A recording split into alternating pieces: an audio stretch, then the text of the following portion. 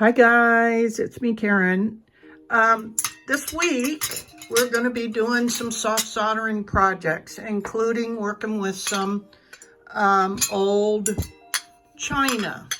These came from a local shop that I had some of my pieces in briefly because I didn't know they were actually planning on closing until I was in there a month. But anyway, because they were closing, she had all these awesome plates that are either chipped or scuffed up badly, or she actually had a bunch of them hot glued together and had, I think, like, I don't know that you'd call them wind catchers, because I sure wouldn't put broken china out for wind catchers, but decorative stuff she had, you know, some glued to little matching teacups and blah, blah, blah. The glue's still on some of them. Anyway, they're not expensive products, of course, or she wouldn't be giving them away. Mostly English china. So these, out of the 2 bins worth that I have accumulated over the last couple years, I picked these because these are going to be a spring collection. So I thought these are cute little violets, I believe. And then this I just liked because of the border is kind of rough and it is decorative, and it has lavender around it. These were just cute, I thought. I liked the branches were cute. This is a kind of a different color. I'll probably use this one. These are too big. I could cut them up, but I'm looking to just do one cut on each. This I like because it was cute.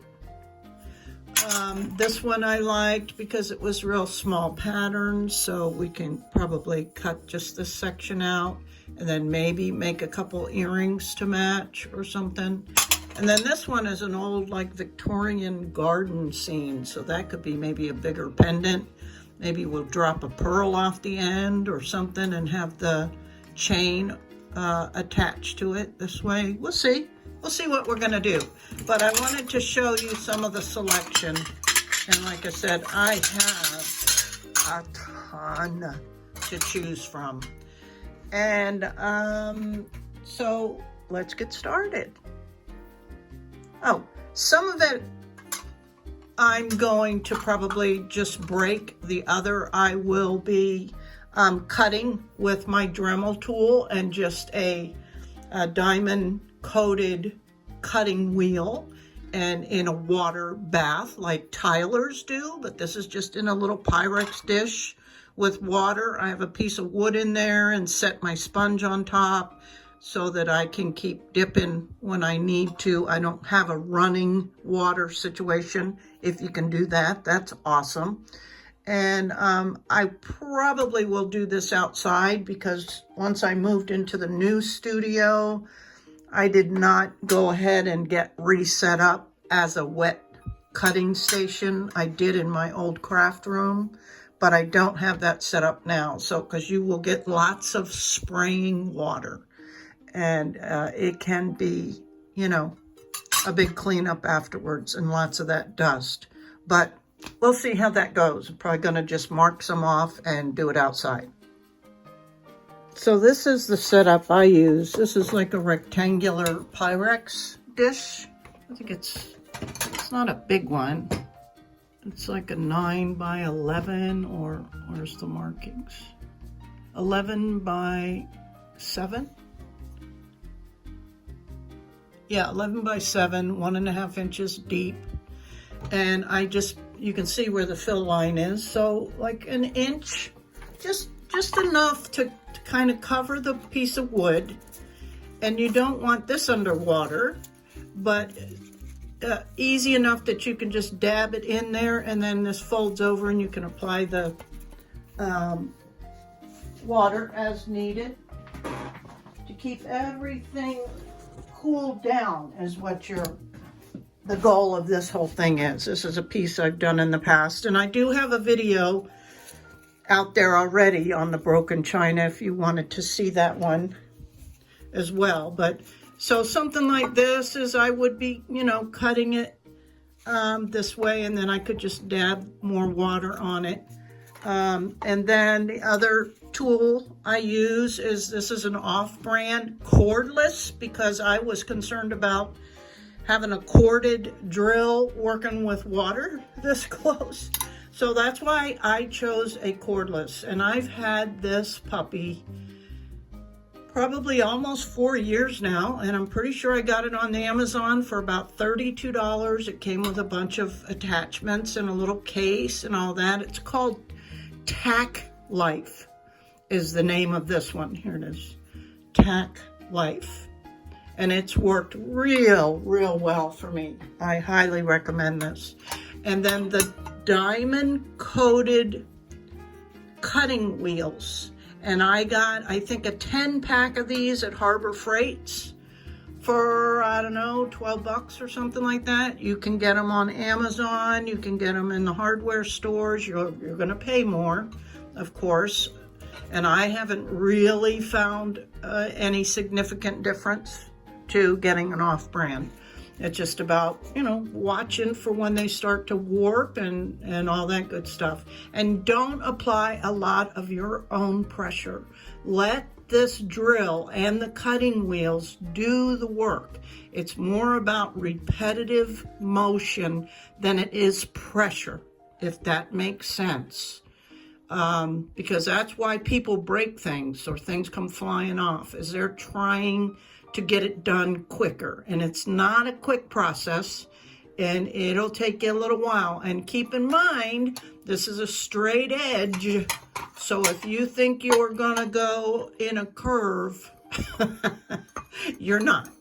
You can cut here, and then cut here. And then you can also use this to smooth the edges this way. But I was also given a grinding machine from my sister-in-law who used to do mosaic, so I'm grateful for that. That's made it a lot easier. I don't have to use this anymore. I can just use that grinder and go brrr. So that's pretty cool. I'm accumulating some pretty cool tools over the years now. But that's basically it for getting started and getting this stuff cut out. So a water bath, any way you want to do it. Some people can build a plastic enclosure for it so that the spray won't go flying.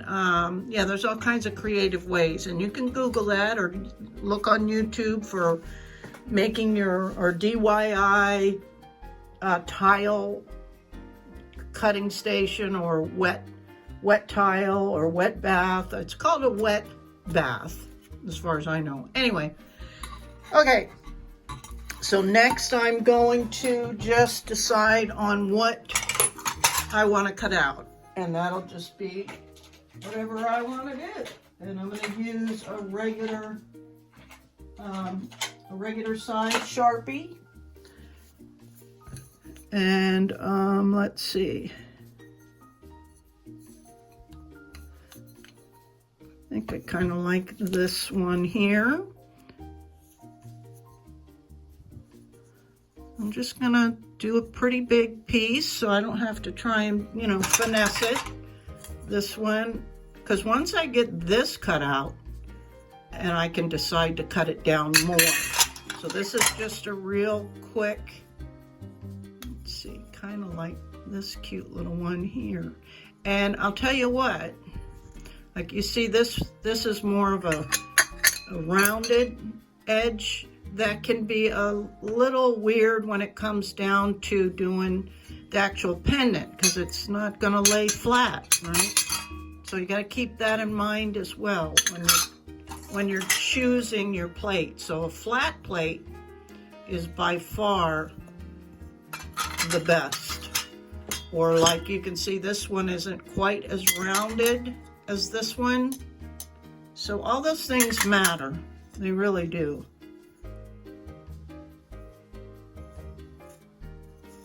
They really do. I think I'm going to take 3 cuts out of this one, so I'm just going to initially probably cut that all out, and then I can cut, you know, here and here. And then once it's cut out, then you can do some forming. This is so pretty. So again, I'm gonna probably cut a decent section out of this because I'm thinking about doing, you know, some little earrings or whatever. So I'm gonna take a big chunk of this out. Okay, and I'm gonna do this outside. I'll make sure you have on a nasty shirt because you'll get all sprayed, pull your hair back, of course. I don't wear gloves at all. And yes, I know some of you guys are still in bad weather, so you won't be able to do this outside, but I'm in Florida and I can do this outside. So that's what I'm gonna do. And I'm not gonna be able to set this camera up and all that outside, so you'll just see the after. But I think I did show some of the cutting in my earlier broken china video, if you wanna look that up, okay? So guys, I figured I'd show you real quick where I'm working. So with my little lawn chair, and I have my water bath set up on a little table, and I just pull it up close, have my drill going out here, have a little tool. This is a big wrench that once I get things scored, then you can usually just turn it over and give it a crack, and wherever you put the cuts is what they call a score, right? So if you kind of get it started, it'll usually break at that weak part. So this took to cut up how many plates? 1, 2, 3, 4, 5, 6, 7. So 7 plates in about 20 minutes. And this wheel still looks pretty good. So if I was gonna go another 7 rounds, I may put a new wheel on, or I may use that till, you know, till it's down the nubs. But anyway, that's all there is to that. And then the next step I'll show you, but it'll probably, I'll show you the grinding machine, and I will also do that outside because all the spraying of, you know, the milky water, whatever. Okay, just thought I'd share that with you. I'm gonna try and film this for you guys. Sorry. And hope my hands aren't in the way.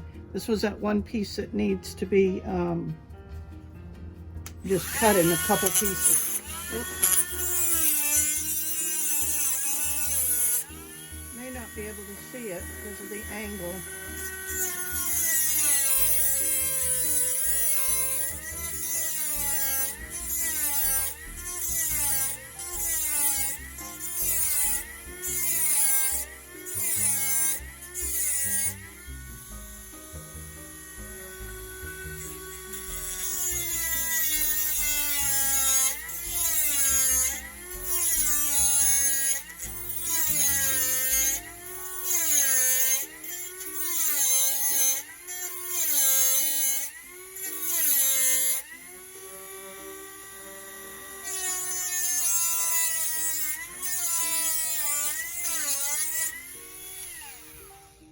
So that's good and scored. And now what I was saying is I might be able to just tap it with this tool and all these pieces will break off.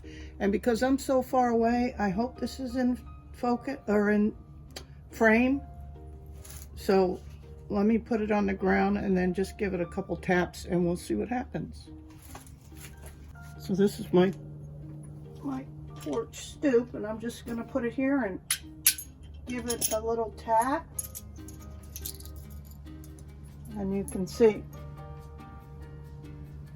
right? So that's one example of how to do it. And then this piece, I'm gonna make a couple little earrings, so I'll grind this part off, but I'm gonna just cut these in half. I can show you that. Hopefully you can see some of it.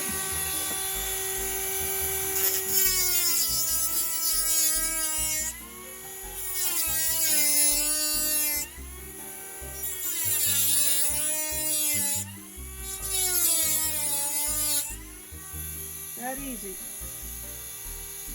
Okay, and then I'll just smooth these out with the grinding machine and try to get them as kind of equal as possible, right? And same with this one. I'm just going to cut off a couple of pieces on either side for the matching earrings.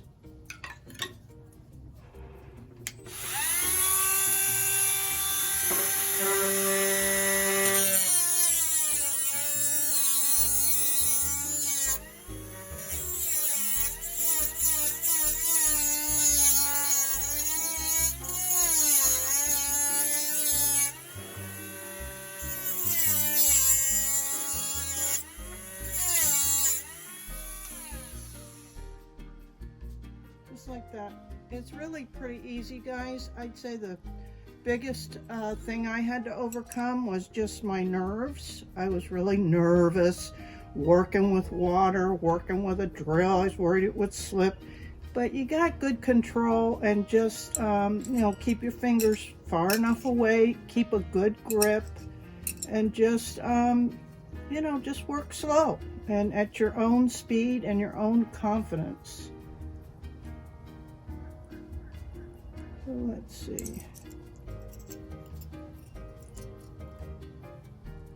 Try to keep these kind of equal.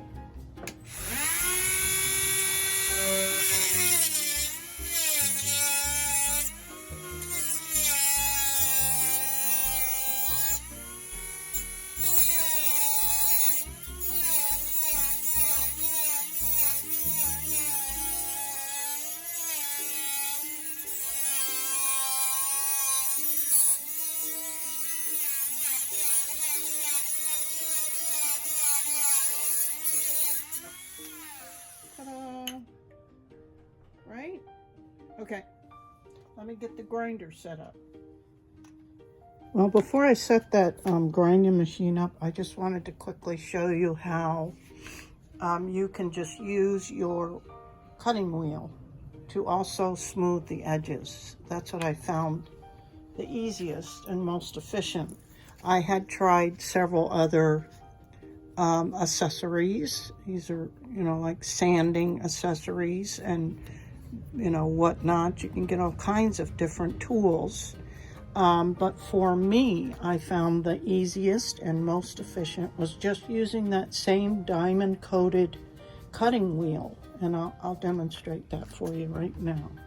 And I apologize if you hear any dogs barking or you see something weird like my stomach. But I have to get up and down to turn on and shut off. Oh, there goes the neighbor's dogs. I did put Missy in the house so we didn't hear all the greetings between the three of them. There's two giant German Shepherds over there that were rescues. But anyway, okay, so I'm just going to take like this edge and show you how you can smooth it with just your same cutting wheel. You're just going to use kind of the sides here instead. And of course, you want to keep lots of water. It's all about keeping things lubricated.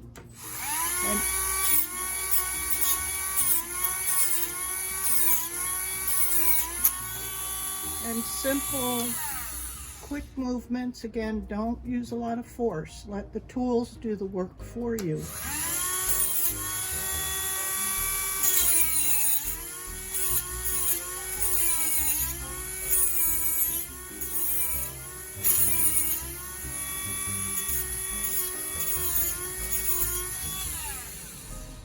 As you can see, it's pretty easy.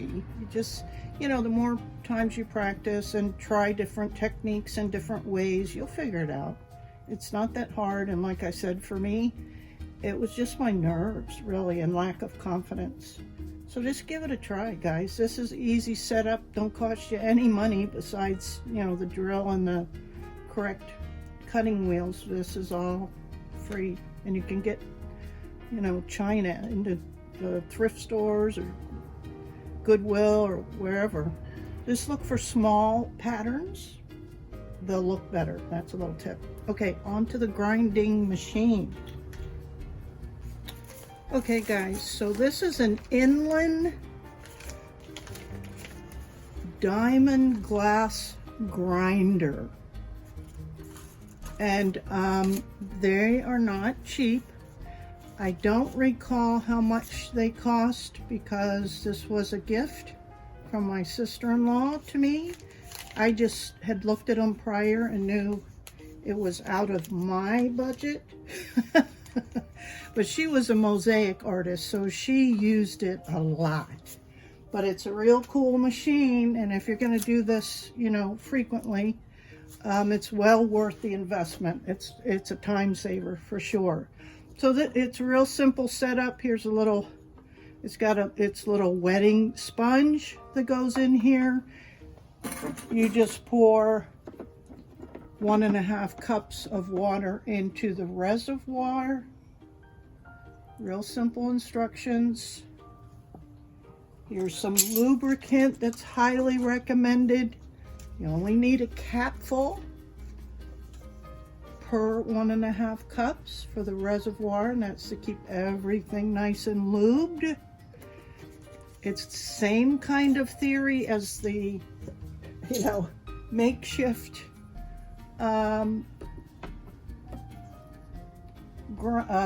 setup I just did. And this is easy enough to do. I think this might go on first. Or second. This is how often I actually use it, but I'll tell you what, it's wonderful when you do have it. And yes, it is electric. So here's that. I have it plugged in out here because I have lights out here. Sorry, there's the dogs again. I'm just going to turn it on. Get some water. Get that sponge wet. So it's lubricating nicely.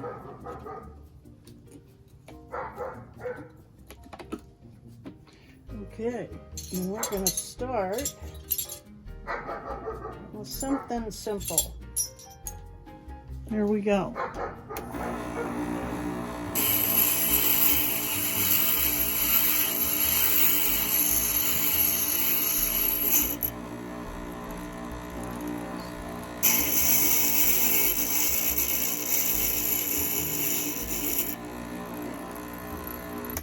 So it's that easy. You just smooth things out how you want them. And I'll do this, continue to do this off camera. You don't need to see the whole process. You'll see the end results. So guys, at this point, because that's just who I am, I want to point out to you that I've already got blisters on the top of my fingers from holding that down on this grate. And I've only done 2, 4, 7 pieces, and I have 8 more to grind. So here's a little tip. If you're going to hold it the way I'm holding it, which is down, meaning my poor fingers are down because I want to control it better. I think a lot of people use it this way, up.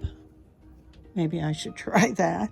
But anyway, I'm going to have to put some Band-Aids on, and then I'm going to wear, or try to wear, these finger cots that I had got a variety of off of Amazon to just further protect that. There's no going back from this now. And that'll have to take some time to heal. I mean, I felt it hurting, but I had no idea because I just get so into what I'm doing. Nobody can relate to that, can you? Anyway, there's my tip of the day. If you're going to excessively create, protect your hands. Okay, guys, after beating up my fingers, so learn from my mistakes.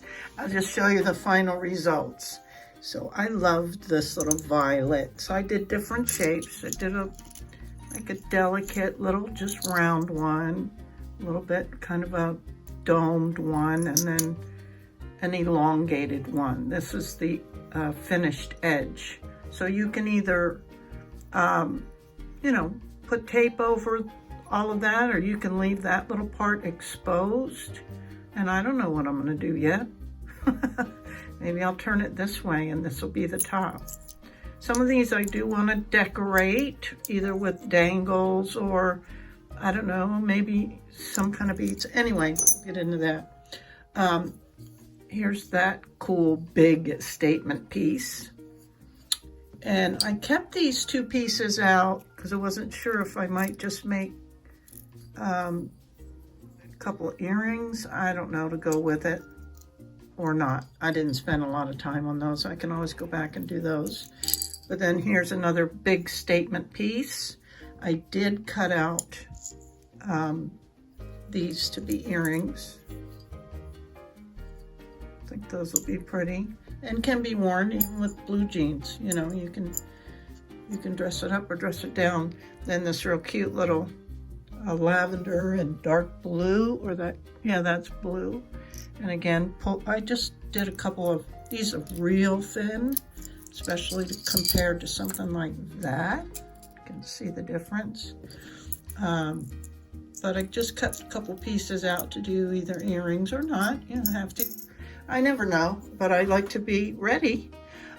Here's that.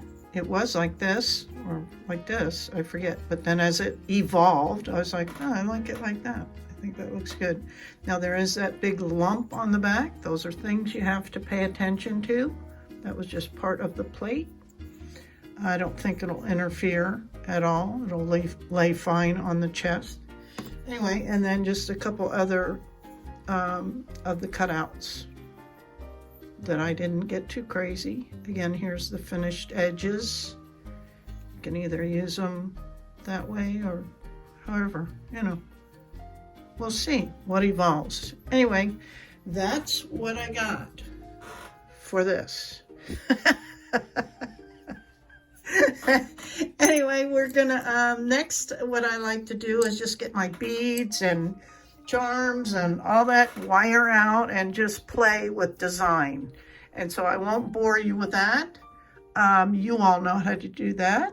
And I'll just come back with pieces that I decided to do.